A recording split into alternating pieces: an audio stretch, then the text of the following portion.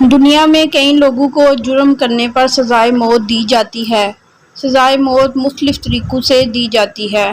مثال کے طور پر پھانسی، سر قلم کرنا، زہر دے کر مارنا اور بھی کئی طریقے ہیں۔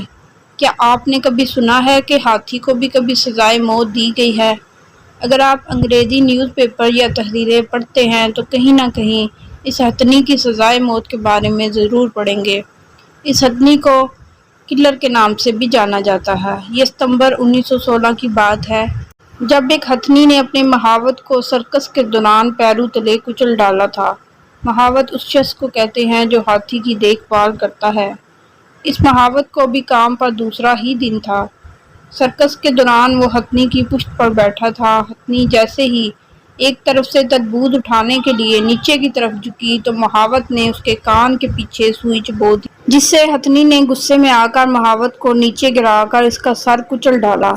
لیکن نیوز پیپر والوں نے اس میں کچھ باتیں خود سے لگا کر اسے اور بھی بھیانک انداز میں بیان کیا۔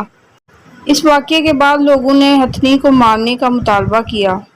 حکومت نے سرکس پر پابندی لگا دی۔ اب سرکس کا مالک یہ چاہتا تھا کہ سرکس بھی بند نہ ہو اور اس کی ہتھنی بھی بچ جائے۔ لیکن عوام چپ نہ رہی اور ہتھنی کو مار دینے کے مطالبے پر قائم رہی۔ اسے اور بھی بھیانک انداز میں بیان کیا۔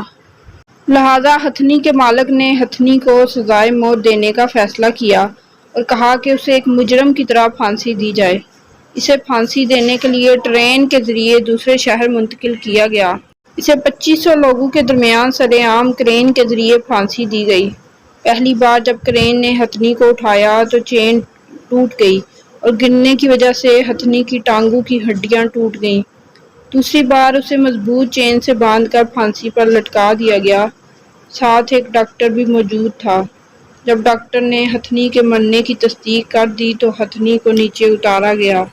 جب ڈاکٹر نے ہتھنی کا معائنہ کیا تو پتہ چلا کہ ہتھنی کے آخری دانت میں انفیکشن تھا، جس کی وجہ سے وہ کافی تکلیف میں مبتلا تھی اور اسی دانت کے پیچھے سے محاوت نے سوئی چبوئی تھی، جس سے ہتھنی کی تکلیف میں مزید اضافہ ہوا اور غصے میں آ کر اس نے محاوت کو کچل ڈالا تھا۔